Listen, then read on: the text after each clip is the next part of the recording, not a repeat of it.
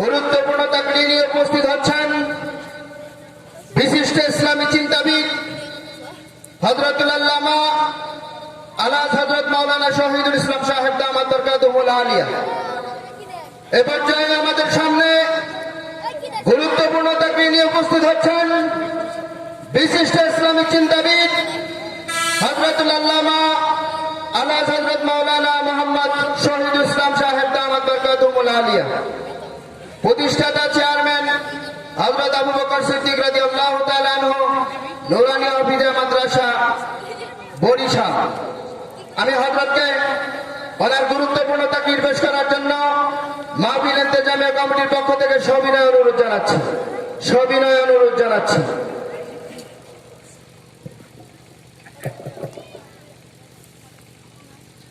نحمده ونستعينه ونستغفره ونعوذ بالله من شرور أنفسنا ومن سيئات أعمالنا. من يهد الله فلا مضل له ومن يضلل فلا هادي له. ونشهد أن لا إله إلا الله وحده لا شريك له. ونشهد أن سيدنا وحبيبنا ومولانا محمدا عبده ورسوله الذي أرسله بالحق بشيرا ونذيرا وداعيا إلى الله بإذنه وسراجا منيرا. فقد قال الله تعالى في كلامه المجيد والفرقانه الحميد: أعوذ بالله من الشيطان الرجيم. بسم الله الرحمن الرحيم. يريدون ليطفئوا نور الله بأفواههم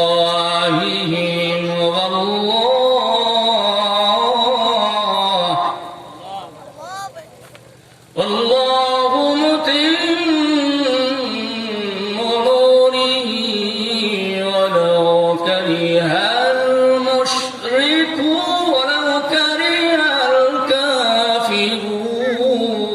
الكافرون.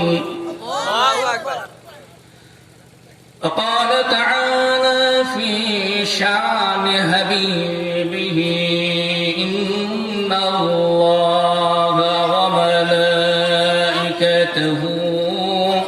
يصلون على النبي يا أيها الذين آمنوا صلوا عليه وسلموا تسليما.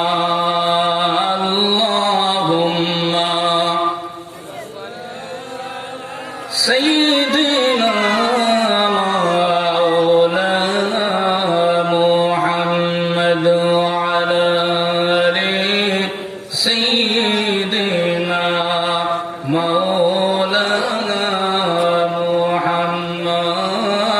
اللهم صل على سيدنا مولانا محمد وعلى آل سيدنا مولانا محمد.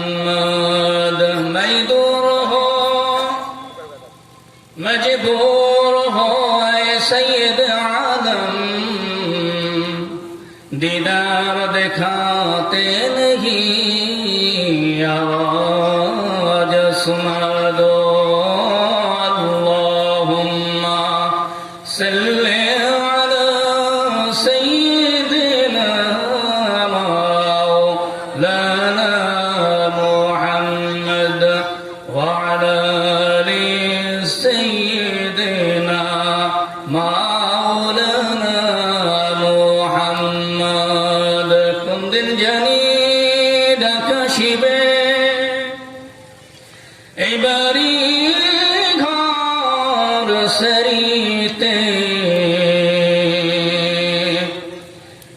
পোশাক খুলে খুলে সাদা কাফন পরিতে আল্লাহুম্মা সাল্লি আলা সাইয়্যিদিনা মাওলানা মুহাম্মদ ওয়া আলা আলি সাইয়্যিদিনা মাওলানা মুহাম্মদ বালাগাল উলা বিকামালিহি كشف الدجى بجماله حسنت جميع خصاله صلوا عليه وآله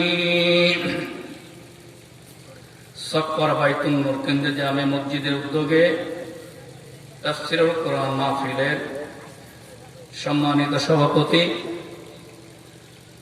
আমার বাবা তুল্য আমার অতি সম্মানের পাত্র আলহাজ মাওলানা মোহাম্মদ সিরাজুল হক সাহেব, সাবেক সুপার জিআই দাখিল মাদ্রাসা, উপস্থিত আমার সামনে ভাইরা, বাবারা, পর্দার আড়ালের মা ও বোনেরা, আসসালামু আলাইকুম ওয়া রাহমাতুল্লাহি ওয়া বারাকাতুহু। আল্লাহ রাব্বুল আলামিনের দরবারে অগণিত শুকরিয়া যে আল্লাহ রাব্বুল আলামিন প্রথমত এই করোনা ভাইরাস মহামারীর মধ্যে আমাদেরকে সুস্থ রেখেছেন, আমাদেরকে ভালো রেখেছেন। এজন্য আল্লাহর কাছে আমরা একবার শুকরিয়া আদায় করছি, আলহামদুলিল্লাহ। ভাইরা আমার, আল্লাহর শুকরিয়া যদি আমরা সারা দিন রাত 24 ঘন্টা যদি আদায় করি, তাহলে আল্লাহ পাকের শুকরিয়া আদায় করে আমাদের শেষ হবে না। কারণ হলো, একে তো আমরা মানুষ, আমাদেরকে আল্লাহ রাব্বুল আলামিন মানুষ বানিয়েছেন, ওয়ালাকাদ কাররামনা বানি আদম। আরেক তো আমরা মুসলমান হয়েছি। এটা যে আল্লাহ পাকের কত বড় অনুগ্রহ আমাদের প্রতি, এটা প্রশংসা করে শেষ করা যাবে না। এরপরে আখিরি জামানার নবী জনাবে মুহাম্মদুর রাসূলুল্লাহ সাল্লাল্লাহু আলাইহি ওয়াসাল্লামের উম্মত আমাদেরকে আল্লাহ পাক বানিয়েছেন।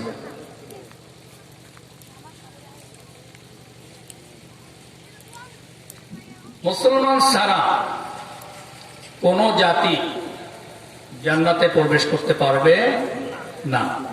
এই পৃথিবীতে ইহুদি, খ্রিস্টান, নাসারা, বৌদ্ধ, এদের বিভিন্ন সাহায্য সংস্থা আছে, বিভিন্ন দেশে বিভিন্ন ভাবে সাহায্য করে,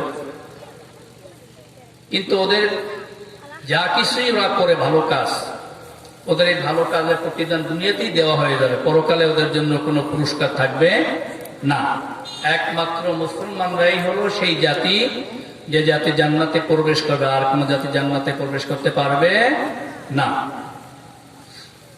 হযরত আবু বকর রাদিয়াল্লাহু তাআলা আনহু আর আবু জাহেল, আবু লাহাব, আবু জাহেল, আবু লাহাব। আবু লাহাব তো রাসূলের একেবারে আপন চাচা, সকলেই জানি আমরা।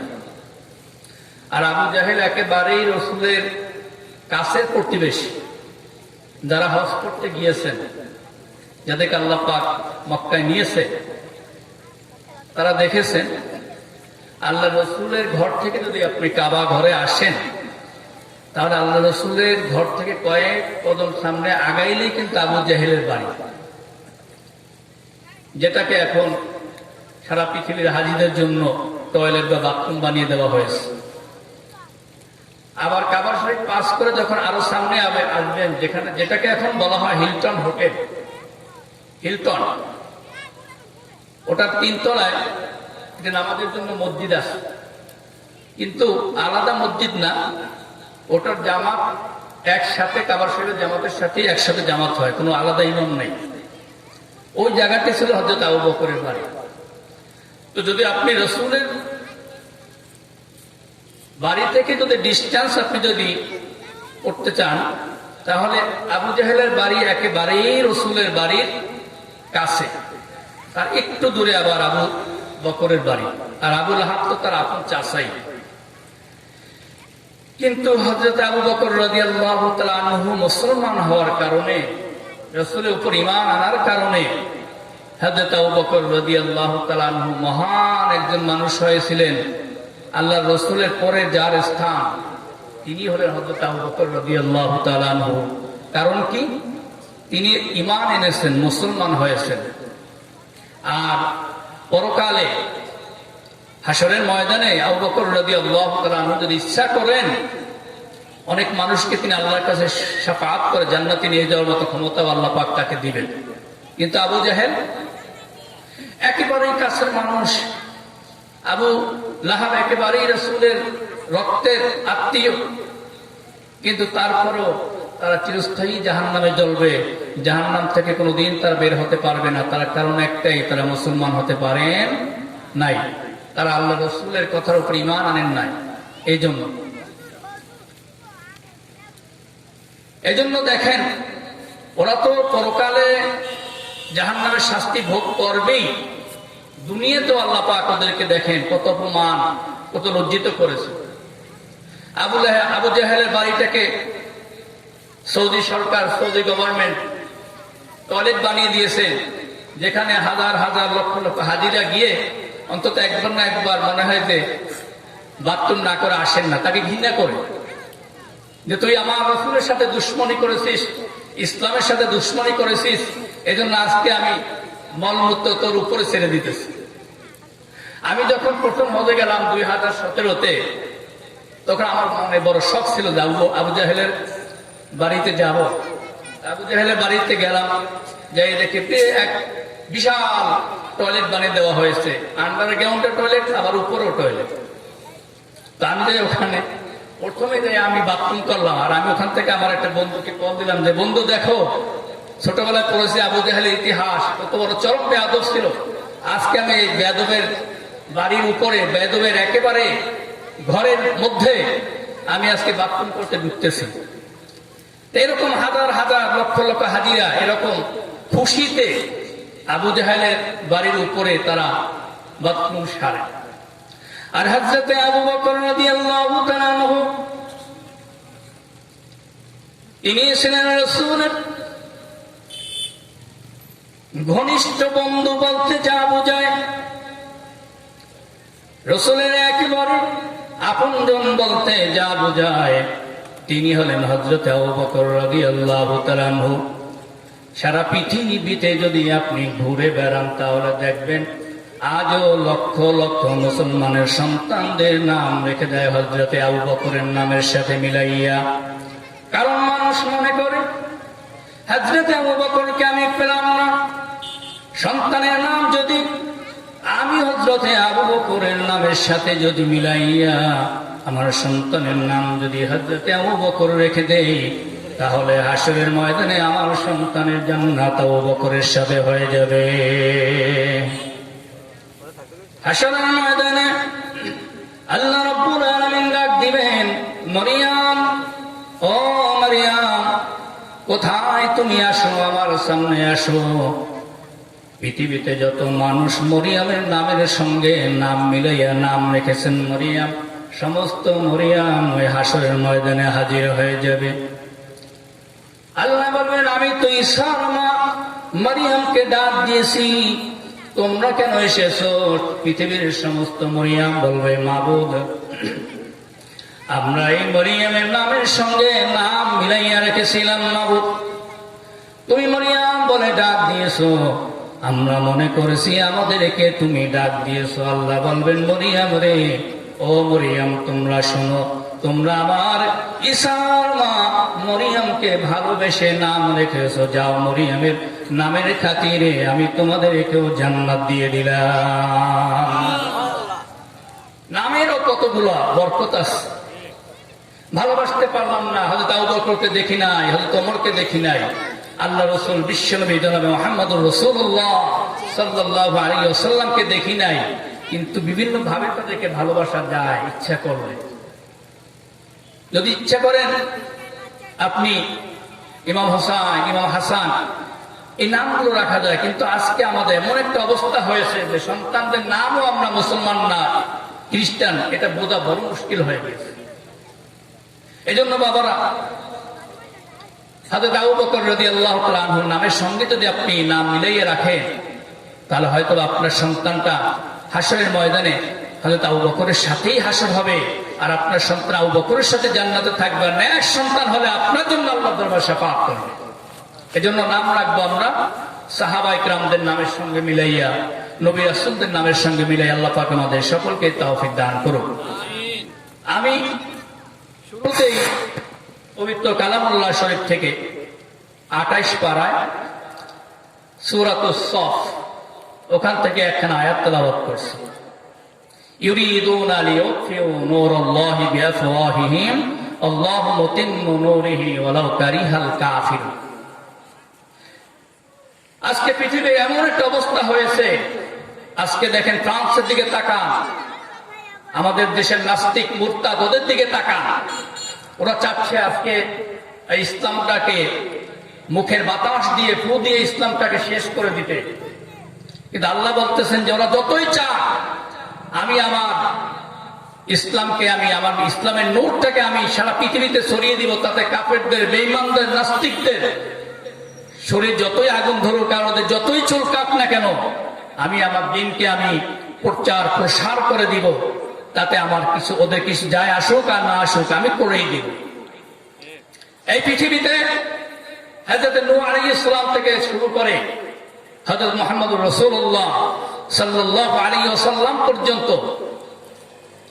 কওমে আদ, কওমে সামুদ, নমরুদ, ফিরাউন, সাদ্দাত, আবু জেহেল, আবু লাহাব, উতবা, শুয়াইবা, ওরা কিন্তু সকলেই চেয়েছিল যে ইসলামটাকে দুনিয়া থেকে শেষ করে দিতে, কিন্তু কেউ পারে নাই। ওরাই কিন্তু শেষ হয়ে গেছে, কিন্তু ইসলাম শেষ হয় নাই। নমরুদ আর ইব্রাহিম আলাইহিস সালামের মধ্যে কোন জমি জমার শত্রুতা ছিল না, কোন টাকা পয়সার শত্রুতা ছিল না। শত্রুতা একটাই ছিল, ইব্রাহিম আলাইহিস সালামের যখন থেকে তার বুদ্ধি হয়েছে, যখন থেকে তার জ্ঞান হয়েছে, তখন থেকে তিনি তার প্রভুকে খুঁজে বেড়াচ্ছেন যে প্রভু কে হতে পারে, আমরা আল্লাহ কে হতে পারেন। সূর্যকে মনে মনে ভাবতেছে এটা মনে হয় আমার প্রভু হবে, কিন্তু দেখে কিছুক্ষণ পর্যন্ত ডুবে যায়, তাহলে যে ডুবে যায়, যে শেষ হয়ে যায়, সে আমার প্রভু হতে পারে না। চন্দ্রকে মনে করে এটাই মনে হয় প্রভু, কিছুক্ষণ পর দেখে চন্দ্র তো শেষ হয়ে যায়, না এটা আমার প্রভু হতে পারে না। আমার প্রভু তো কখনো শেষ নাই, তিনি আল্লাহু লা ইলাহা ইল্লাহু আল হাইয়ুল কাইয়্যুম, তিনি চিরস্থায়ী, চিরঞ্জীবী, যার কোনো শেষ নাই। ইব্রাহিম আলাইহিস সালাম যখন খুঁজতে খুঁজতে বুঝতে পারলেন যে আমার একমাত্র রব হলো আল্লাহ রাব্বুল আলামিন, আর কোনো আমার দ্বিতীয় রব নাই, তখন তিনি সর্বপ্রথম দাওয়াত দিলেন তার বাবা আজরকে। কোরআনের ভাষায় আজর, এই আজরকে তিনি সর্বপ্রথম দাওয়াত দিলেন, কিন্তু তার বাবা তার বিরুদ্ধে চলে গেল। যেহেতু তার বাবাই মূর্তি বানাইতো, তার বাবাই মূর্তি ব্যবসা করত, তিনি তার বিরুদ্ধে চলে গেলেন। আমি সংক্ষেপে বলবো, কারণ বক্তা অনেক ভালো ভালো বক্তা আছে, আপনাদের বড় বড় আলেম তারা এসে গেছেন অলরেডি। যেন আব্দুর রহিম সাহেব যশোরে চলে আসতেন, কিন্তু আমার একটু আগে কথা হয়েছে যেন আব্দুর রহিম আল মাদানী সাহেব, তিনি পথে আছেন, চলে আসবেন কিছুক্ষণের মধ্যেই। এবং যুক্তিবাদী সাহেবও তিনি চলে আসতেছেন, আমার সাথে কিছুক্ষণ আগে কথা হয়েছে। তো যাই হোক, আমি অল্প সময়ের মধ্যে শেষ করব। এই যে ইব্রাহিম আলাইহিস সালামের সাথে নমরুদের শত্রুতা ছিল একটাই, যেটা হলো যে সে কখনো মূর্তির পূজা, মূর্তির কাছে মাথা নত করে নাই। আর তিনি তাওহীদের দাওয়াত দিতেন, ইসলামের দাওয়াত দিতেন, এটাই ছিল তার একমাত্র অন্যায়, একমাত্র অপরাধ, আর কোন অপরাধ ছিল না। এই নমরুদের যখন বুঝতে পারলেন যে ইব্রাহিম তো ইসলামের দাওয়াত দিতেছে, আর ইসলাম যদি দুনিয়াতে যদি কায়েম হয়ে যায়, তাহলে নমরুদের তো ক্ষমতা থাকবে না, শত্রু হয়ে গেল। নমরুদ আগুনের মধ্যে ফেলাইল, এরপরে আগুন হযরত ইব্রাহিম আলাইহিস সালামকে কিছুই করতে পারলো না, কারণ আগুনের কোনো ক্ষমতা নাই, ক্ষমতা আছে একমাত্র আল্লাহ রাব্বুল আলামিনের। আল্লাহ আদেশ ছাড়া আগুন কিছুই করতে পারে না। আল্লাহ রাব্বুল আলামিন ডাক দিলেন, যখন আগুনের মধ্যে ফেলানো হলো, জিবরাইল চলে আসলো। ও আল্লাহর খলিল, আপনার কোন সাহায্যের প্রয়োজন আছে কিনা বলুন, আমি আপনাকে সাহায্য করব, নমরুদকে আমি শেষ করে দিব। ইব্রাহিম আলাইহিস সালাম বললেন, ভাই জিবরাইল, আমি তো কোনো অন্ধ আল্লাহর ইবাদত করি না, আমি তো কোনো কানে শোনে এরকম আল্লাহর ইবাদত করি না। আমার আল্লাহ সব কিছু অবগত আছেন, সব কিছু দেখতেছেন। যদি সাহায্যের প্রয়োজন হয় আমার আল্লাহ আমাকে সাহায্য করবে, তোমার সাহায্যের কোনো প্রয়োজন নাই। আল্লাহ ডাক দিলেন, কুলনা ইয়ানা রুকুনি বারুদাও ওয়া সালামান আলা ইব্রাহিম।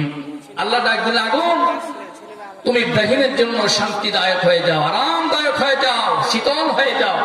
শুধু শীতলের কথা বললে কিন্তু একেবারে বরফ হয়ে যেত। ইব্রাহিম আলাইহিস সালাম বরফের মধ্যে হয়তো বা মরেই যেতেন। আল্লাহ বলছে শান্তিদায়ক, আরামদায়ক হয়ে যাও।